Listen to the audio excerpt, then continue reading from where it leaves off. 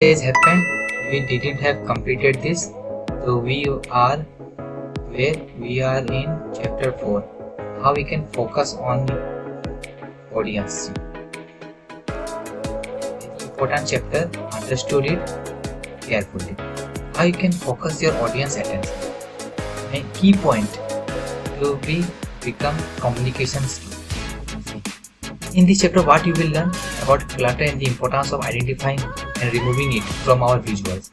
While we work to eliminate distraction, we also want to look at what remains and consider how we want our audience to interact. If your audience feels boring while you are representing your data, then it is meaningless. Understood? So how your audience and you be engaged in your content. So its main motto is here. Just see this line. 3 attentive attributes, or we will explore how 3 attributes like size of your images, color of your images, your font, and position on pages can be used strategically in 2 ways. First, primitive word attribute can be leveraged to help direct your audience attention where you want them to focus it. Second, they can be used to create a visual hierarchy of elements to lead your audience through the information you want to communicate in the see. How you see with your brain.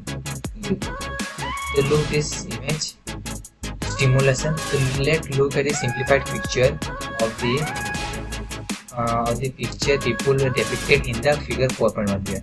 What it shows? It is a stimulation. Our eyes show a visual, then our brain react. This is the main means for parallel steps. Our eye see the visual, analyze it, then when it will analyze it, analyze in brain.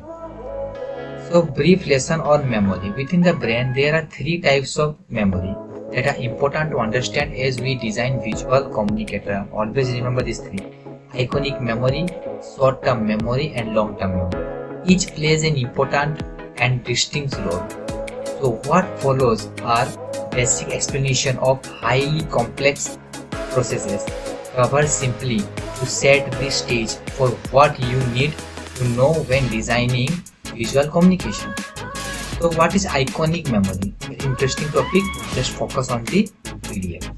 Iconic memory is nothing, it's super fast. It happens without your consciously realizing it, and it peaked when we look at the world around us. Why? Long ago in the evolutionary chain, predators help our brain develop in ways that allow for great efficiency of sight and speed of response. In particular, the ability to pick up differences in our environment. For example, the motion of a predator is the distance became ingrained in our visual processes. So these were survival mechanisms. Then they can be leveraged for effective visual communication today. Information say what it stays in iconic memory for a fraction of a second before it gets forwarded onto a short-term memory. The important thing about iconic memory is that it is tuned to a set of pretentive attributes. Pretentive attributes are critical tool in your visual design tool belt, so we will come back to those in a moment. So in the meantime, let us continue short-term memory. Understood iconic memory, now short-term memory. Has limitation.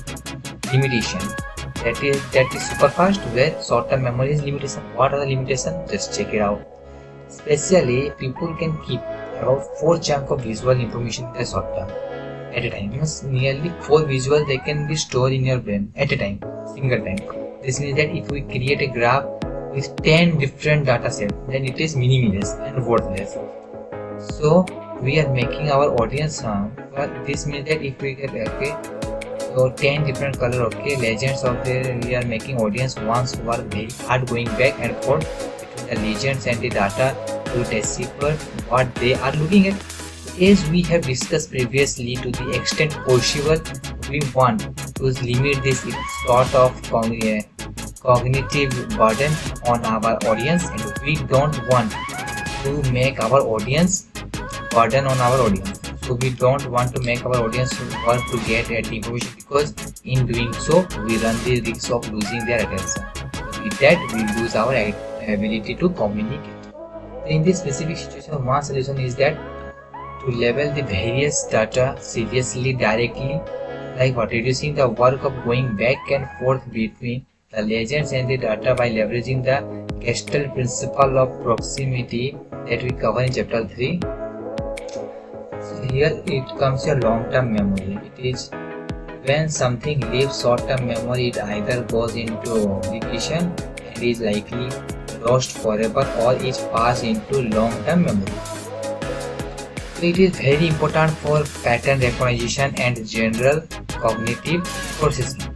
Long-term memory is the aggregate of visuals and verbal memory which act differently. Verbal memory is accessed by a neural net where the path becomes important for being able to recognize or recall. Visual memory, on the other hand, functions with specialized structures. So there are aspects of long-term memory that we want to make use of when it comes to happen our message stick with our audience. Of particular importance to our conservation in the conversation is that images can help us more quickly recall things stored in our long-term memory. For example, if you see a picture of Eiffel Tower, a flood of concept you know about, feeling you have towards, or experiences you have had in Paris may be triggered. So Eiffel Tower is still in Paris, then you will think